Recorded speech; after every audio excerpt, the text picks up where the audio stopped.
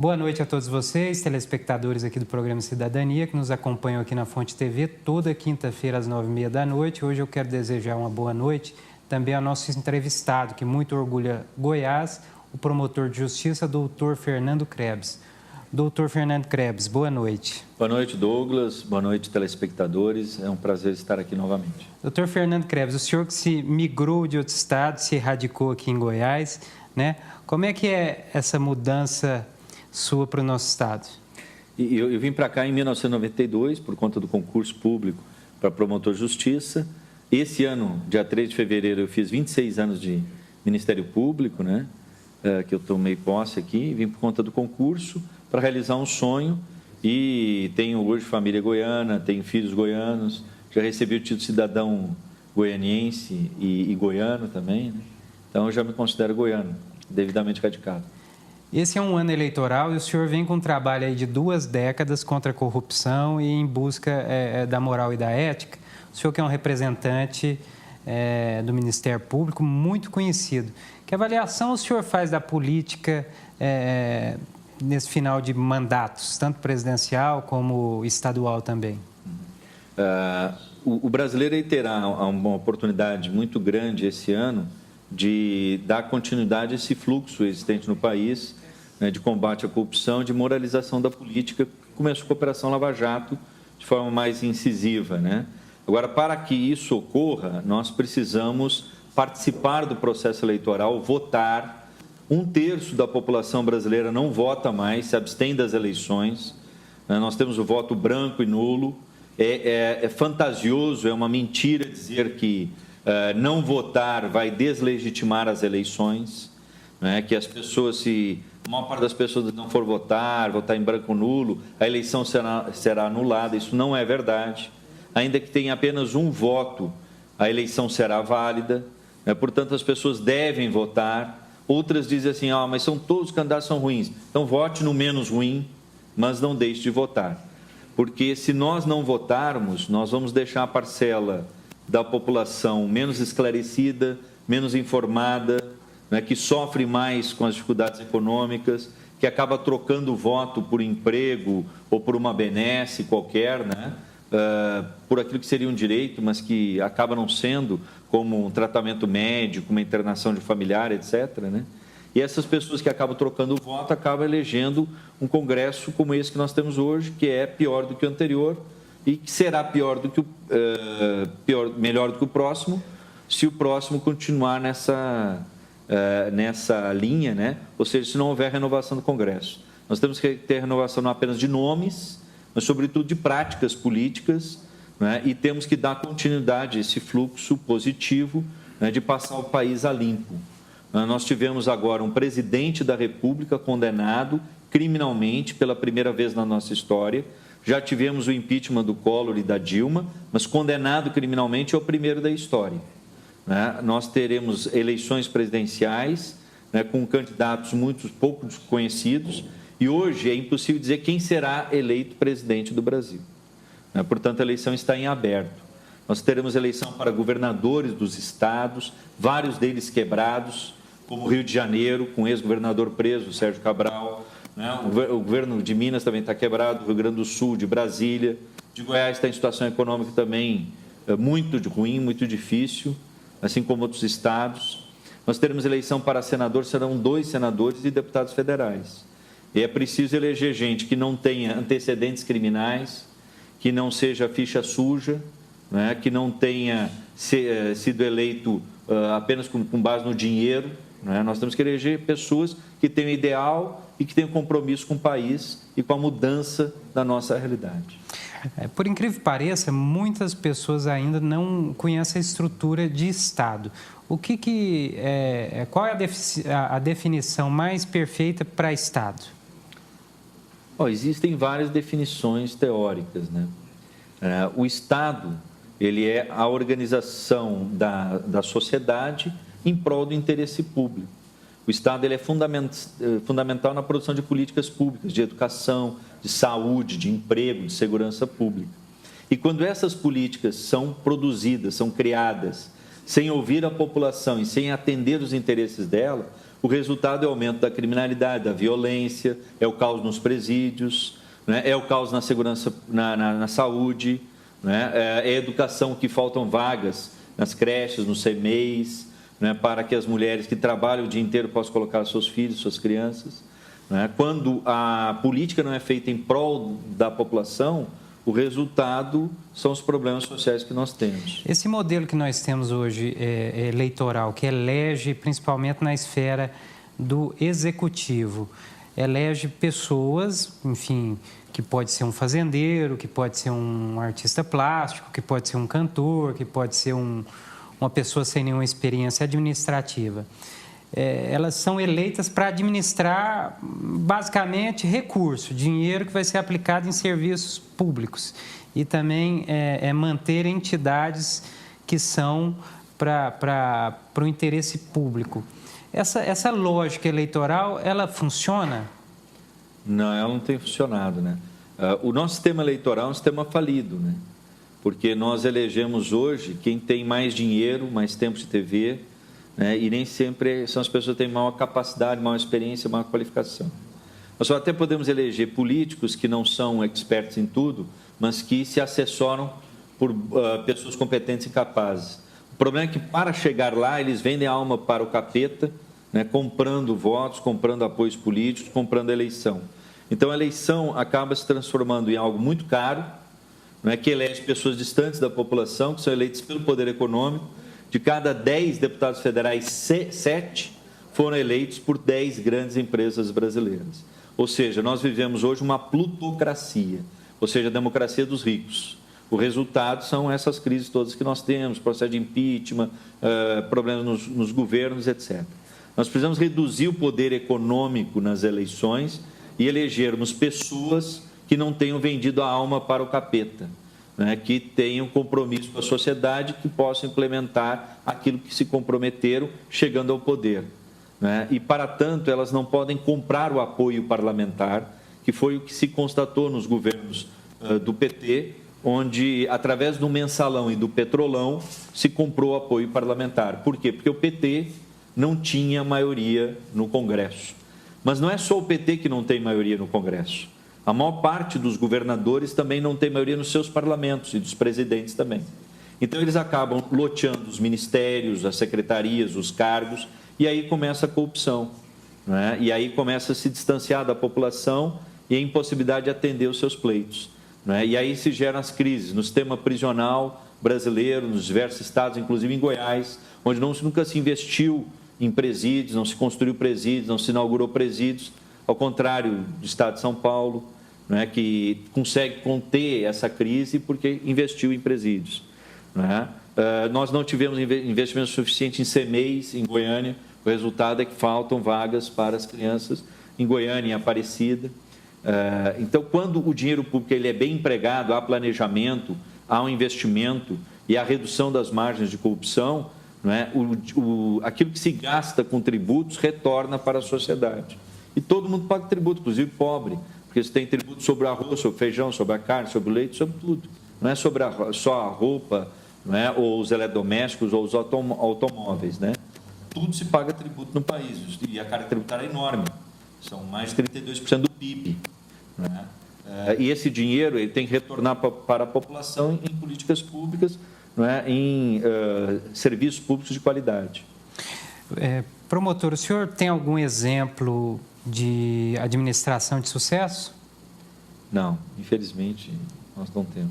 Não há nenhuma administração no Brasil, nos 5.500 municípios, nos 26 estados no Distrito Federal e no governo federal de sucesso. Muito pelo contrário, né?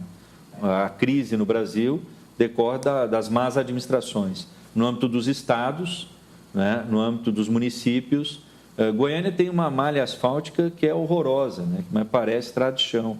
Em Goiânia, o transporte coletivo é péssimo, né? Tem falta de vagas nos CMEs, o serviço público, de modo geral, não funciona, a cidade está suja, a Comurga é enorme, é um elefante branco pesado, ineficiente, cada vez se gasta mais com ela, cada vez produz menos serviços, né? A segurança pública em Goiás é um caso de polícia, né? Falta tudo, né? Falta, inclusive, policiais militares e policiais civis. Nós temos 104 municípios goianos, dos 246, que não tem sequer um agente de polícia e um escrivão de polícia. O senhor fez uma recomendação nos dias anteriores agora quanto a esse assunto. Exatamente. De municípios que não têm delegados e municípios também que não têm escrivão sequer para fazer um trabalho burocrático. O senhor podia detalhar em números e que recomendação foi essa? Perfeitamente. Nós temos um inquérito civil público com base em uma representação de um colega de Mineiros que reclamava lá da falta de policiais em Mineiros. Nós ampliamos o objeto e detectamos que esse problema é um problema estadual. Nós temos 246 municípios em Goiânia, aliás, digo, em Goiás. 104 municípios goianos não têm sequer um agente ou escrivão de polícia para registrar uma ocorrência policial, um TCO, para ouvir uma pessoa, para fazer uma diligência, para atender a população. Nesses municípios, os prefeitos nomeiam cargos de confiança, né, para manter a delegacia aberta, apenas formalmente. Mas essa é uma atitude ilegal, inconstitucional, né, porque é um servidor não efetivo, que não é da polícia, fazendo função de policial civil. Além disso, nós temos 163 municípios, que é um número muito alto, sem sequer um delegado de polícia. Veja que nós temos 128 sedes de comarca no estado de Goiás, ou seja, 128 municípios que têm lá uma sede do Poder Judiciário. Lá tem um juiz, lá tem um promotor, tem processos cíveis, criminais, tem inquéritos policiais e não tem um delegado em várias dessas sedes de comarca para tocar essas investigações, esses inquéritos. Não venham me dizer, não é, que municípios muito pequenos não precisam de polícia civil. Precisa sim, por uma razão muito simples. Nós temos crimes em todos os municípios goianos, em todos os municípios do Brasil. Não há um único município que não tenha furto, que não tenha roubo, não é, que não tenha tráfico de drogas, que não tenha crimes. Inclusive explosão lá de caixas eletrônicos, de agências bancárias. Isso virou comum, não é, no interior de Goiás, do Brasil, porque não há polícia no interior. Não só o efetivo da PM é baixo, é pequeno, nós temos vários municípios com apenas uma viatura e 2 policiais militares, mas nós não temos sequer polícia civil em vários deles. E olha que queriam acabar, proibir o Ministério Público de investigar crimes. Não é? Ora, não tem nem polícia para investigar e queriam acabar com o Ministério Público, impedir o Ministério Público de investigar crimes. Se não tem nem polícia para investigá-los, né? E se tivessem tido êxito com isto, né, nós não teríamos a Lava Jato como tivemos com a participação efetiva do Ministério Público investigando crimes. O senhor, quando o Ministério Público, né, para os nossos telespectadores entender, quando o Ministério Público faz uma recomendação como essa, por exemplo, o senhor recomendou a quem e que poder ou força o Ministério Público tem para fazer valer a lei e uma recomendação como essa ter um efeito prático? Exato. A recomendação, ela é um ato administrativo, ela não tem poder vinculante, ela não vincula o executivo. Não é? No entanto, ela orienta o executivo. E aí você evita uma ação judicial, você evita um problema. É um alerta. É um alerta. Agora, se o executivo não cumprir a recomendação, nos resta a medida judicial. O executivo nos convence que nós estamos errados, né? Ou nós vamos buscar a via judicial. Na administração passada do prefeito Paulo Garcia, nós tivemos 99% das nossas recomendações atendidas pelo prefeito municipal. Né? Fizemos recomendações ao governo do estado também, como esta. Fizemos ao atual secretário, né, que está saindo da secretaria, né, que é o professor Balestra. Né? Caso o estado não acolha a nossa recomendação, ou não nos convença do contrário, ou encontre alguma alternativa, nos resta a via judicial, como nós já recorremos a ela inúmeras vezes, inclusive para declarar a inconstitucionalidade do SINV, do Serviço Militar Voluntário Especial, para garantir a nomeação de cerca de 1.800 policiais militares do concurso passado que foram preteridos em razão desses policiais calça curta, né? Sem concurso público, sem curso superior, sem formação, formados ali a toque de caixa em 30 dias e que eram colocados nas ruas e que foram exonerados, né? O secretário que assume no final do governo Marconi, Irapuan Costa Júnior, o senhor avalia que ele pega uma situação na segurança pública complicada, principalmente com essa crise penitenciária?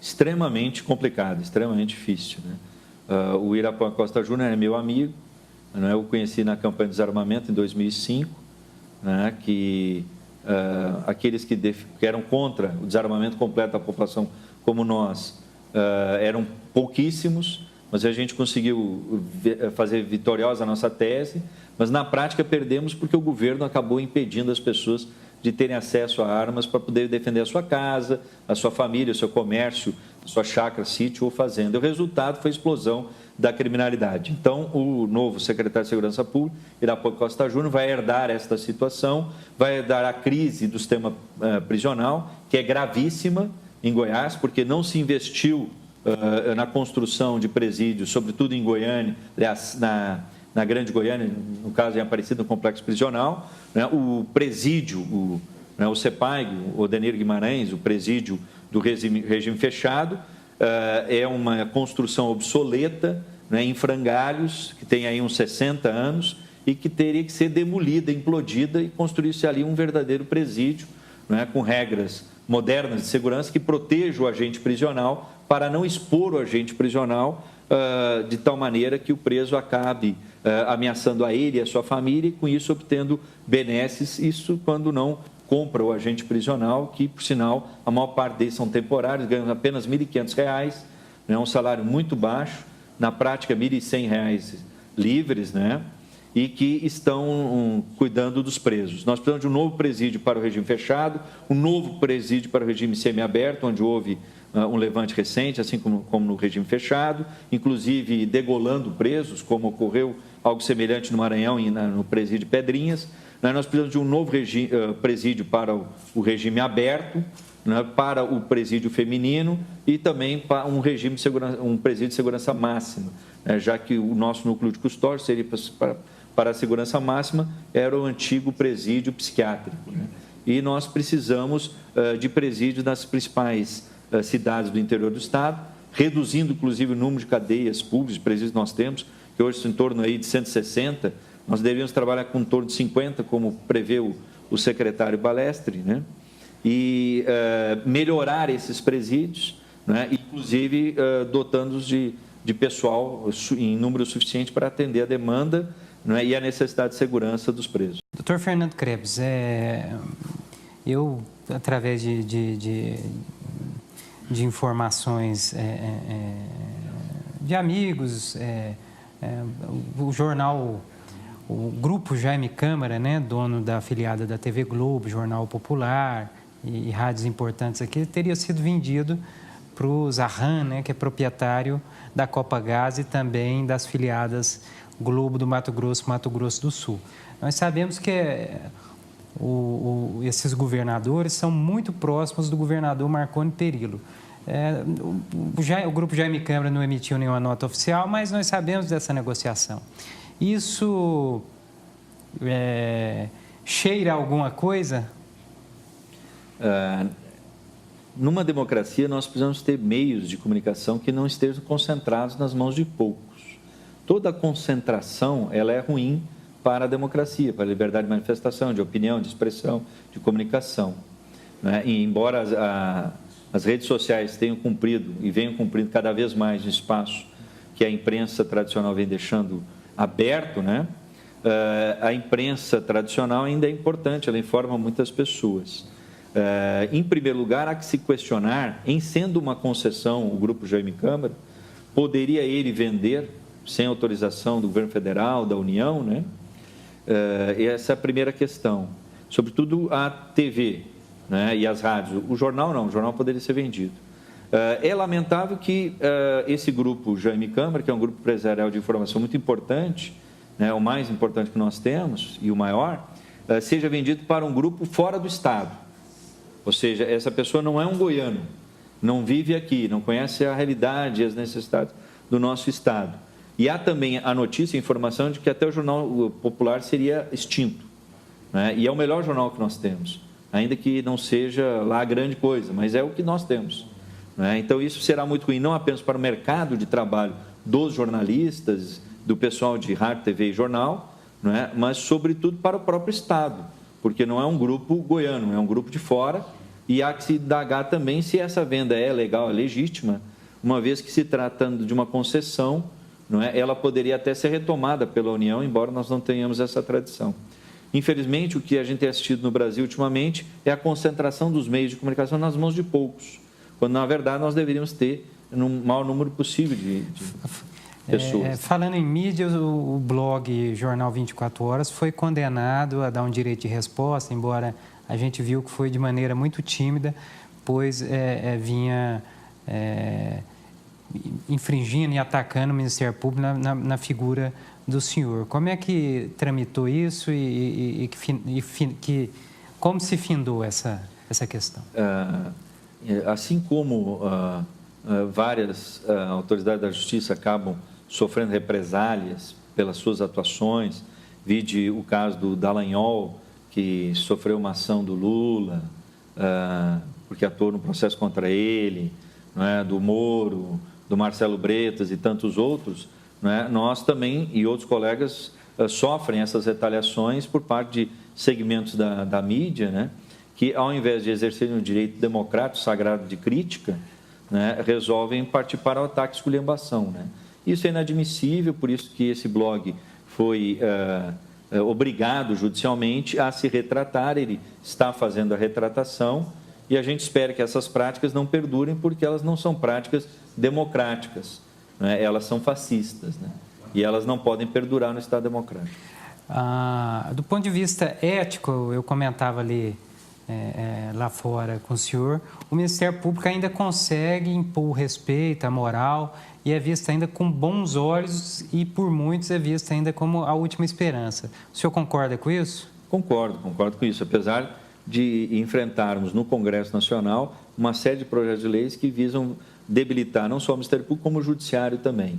E quando o Ministério Público e o Judiciário, eles começam a levar para os bancos dos réus aqueles que nunca frequentaram o banco dos réus, que nunca responderam ações penais, nunca foram chamados à responsabilidade, aí o ataque é maior. E ele é um ataque que independe de ideologia de partido político, ele vem do PT ao DEM, né, passando por todos os partidos e por todas as ideologias. E a população tem que estar atenta a isto, sobretudo para aqueles que são os líderes, né, deste movimento, né, aqueles que querem impedir o Ministério Público de investigar, e etc. Né? Até porque eles são candidatos, serão candidatos nas eleições desse ano e têm que ser cobrados, né? Para que não tenham esse tipo de conduta, esse tipo de postura no futuro. Até vou além, acho que a população ela precisa ter que se organizar e estabelecer uma pauta mínima a ser cobrada do novo presidente, do novo governador, dos deputados, senadores, porque do contrário eles vão fazer o que querem da cabeça deles e não terão compromisso nenhum com a sociedade. Ao invés de nós avançarmos, nós vamos retroagir na luta contra a injustiça e a roubalheira, corrupção institucionalizada no Brasil. Esse parlamento e essa administração executiva e legislativa que é tanto investigada pelo Ministério Público, ela de alguma forma debilita, do ponto de vista orçamentário, de estrutura, essa força e esse alcance do Ministério Público? Sem dúvida, né? O Judiciário e o Ministério Público há muitos anos não tem reposição salarial, né? Porque durante os governos do PT, né, se buscou outras alternativas porque o Congresso não aprovava o momento. Aí tem esse famigerado auxílio moradia, né, tão polêmico, né, foi criado no bojo dessa situação. O senhor é a favor? Eu manifestei publicamente contrário a ele, né, porque ele fere a regra dos subsídios, inclusive deve ser julgado no Supremo e declarado sem constitucionalidade. Nós alertávamos para isso, né, embora o auxílio moradia tenha previsão hoje legal e tenha o CNJ, o CNMP e o próprio Supremo permitindo o pagamento do auxílio moradia a todos os membros do Judiciário e do Ministério Público. Mas o auxílio moradia se transformou num sucedâneo da reposição salarial, né? Ele em si não se justifica legalmente. Embora os parlamentares tenham não propriamente um auxílio moradia no salário, no vencimento, mas tenham na verba de gabinete. A verba de gabinete dos deputados federais é enorme, dos estaduais também, né? E ali eles têm auxílio moradia, auxílio um monte de coisas, né? Pagamento de combustível, carro, funcionários, etc. E esses são privilégios regalias que deveriam ser extintas, porque em outros parlamentos não existem em número bem menor, né? E eles usam isso, esses cabides de emprego, né? E etc., para se reelegerem. E com isso eles acabam tendo uma enorme vantagem sobre quem não tem mandato e quer se eleger. Consequentemente, eles não permitem a renovação da política e do parlamento, né? E mesmo quando se elege um presidente ou um governador comprometido com anseios populares, esse indivíduo acaba tendo que negociar com esse parlamento que, via de regra, quer apenas se reeleger e não pensa no interesse nacional. É um absurdo um senador ter direito a 50 assessores, um deputado federal 25, um estadual 22, e muitas vezes esses números são bem maiores porque eles usam também os assessores das mesas diretoras do parlamento. Né? Além disso, eles têm verba de gabinete, são enormes, né? Até para alugar aviões, como eles usam, dizem que é por mandato, né? Hoje mesmo está no Jornal Popular o gasto dos parlamentares estaduais, aliás, federais goianos com passagens aéreas, né? R$120 mil. Nós temos gasto no Brasil de 20 bilhões de reais por ano com cargos comissionados. Outros países têm um número bem menor. Né? Então, há uma série de outros gastos que precisam ser extintos e que são muito mais graves do que o apontado auxílio moradia, né? O qual não deslegitima as atuações dos juízes Moro e Bretas, né? Um responsável pela condenação de inúmeros políticos, o outro até pela prisão do ex-governador do Rio de Janeiro, que quebrou o Rio de Janeiro, o Sérgio Cabral. Então, a população precisa mudar os políticos para mudar a política e as suas práticas, e, com isso, ver atendidos os seus anseios. Dr. Fernando Krebs, nós estamos encerrando nosso programa, e qual centelha de esperança o senhor deixa aí para os nossos telespectadores? O que eles podem esperar do Ministério Público? Do Ministério Público tem que esperar e cobrar sempre a atuação e a defesa do interesse público. Não podem deixar o Ministério Público se acomodar ou envelhecer. Não é? O Ministério Público é um instrumento de defesa do cidadão, do telespectador. E a esperança é que os ventos da Lava Jato, eles continuem lavando o país. Né? E para isso é fundamental o voto do telespectador. Não votar em bandido, não votar em ficha suja, não votar em gente do mal, não votar em gente comprometida com o que há de mais atrasado no país. Ou seja, mudar os políticos para que a gente possa mudar o país. Não vote em branco, não vote nulo, não deixe de votar, vote, não deixe de votar. Ainda que o candidato não seja o ideal, não seja do seu gosto, né? Mas não se omita, né? Escolha ainda que seja o menos ruim, né? Porque do contrário, ao invés de avançar, nós vamos retroagir, retroceder. E o que é que Goiás pode esperar do promotor Krebs? Que ele vai continuar no Ministério Público até se aposentar.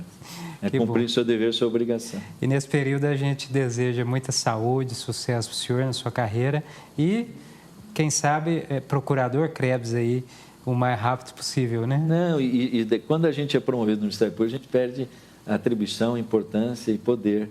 Né? Então, ocorre um movimento inverso. Né? E como já teve uma época que eu quis ser promovido. Hoje até eles que querem me promover, quem não quer sou eu. Não é? Então, eu estou satisfeito onde estou. Né? Portanto, eu não preciso ser promovido para trabalhar. Que bom. Mas o senhor já tem esse apoio e reconhecimento popular e queremos desejar para você e todos os integrantes do Ministério Público um ano aí de muita luta, que é um ano eleitoral. Se precisa investigar muito, precisa estar de olho nessas eleições para a gente fazer um Brasil, mas também, principalmente, um Goiás mais bem representado lá no Congresso Nacional, senadores mais éticos e um governo de Estado que consiga alcançar e dar solução aí nessas crises e problemas, né, que Goiás enfrenta. Então, quero desejar uma boa noite para o senhor, promotor Fernando Krebs. Muito obrigado, boa noite, Douglas, e a todos os telespectadores. É um prazer estar aqui.